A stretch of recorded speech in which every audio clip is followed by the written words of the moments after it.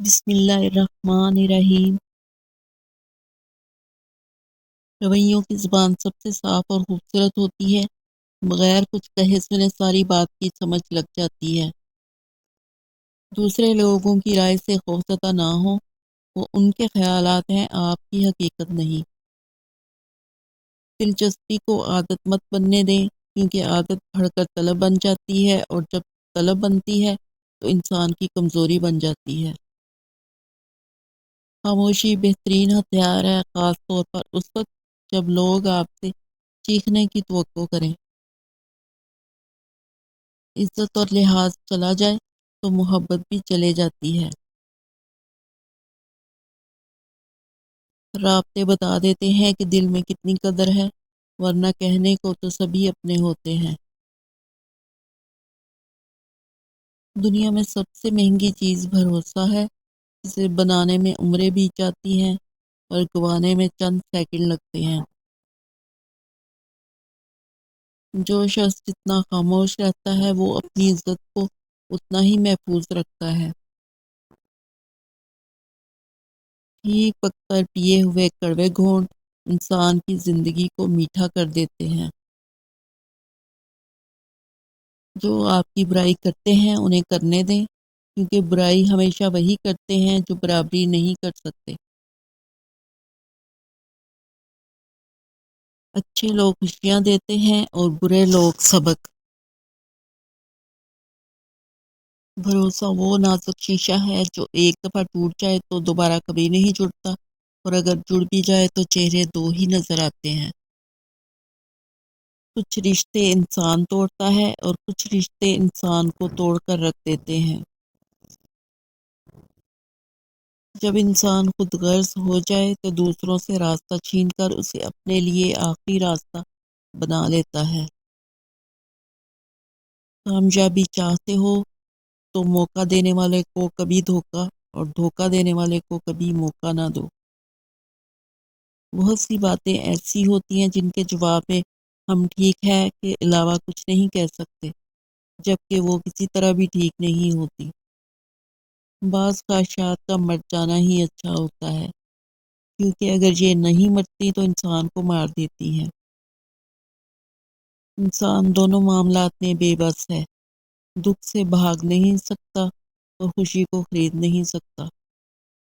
کبھی کبھار اچھے لوگوں سے بھی غلطیاں ہو جاتی ہیں، اس کا مطلب یہ نہیں کہ وہ برے ہیں، اس کا مطلب یہ ہے کہ وہ بھی انسان ہیں۔ اعتبار توڑنے والوں کی یہی سزا ہے کہ انہیں زندگی بھر کے لیے خاموشی تحفے میں دے دی جائے۔ کسی کی نظر میں اچھے تھے، کسی کی نظر میں برے تھے، حقیقت میں جو جیسا تھا ہم اس کی نظر میں ویسے تھے۔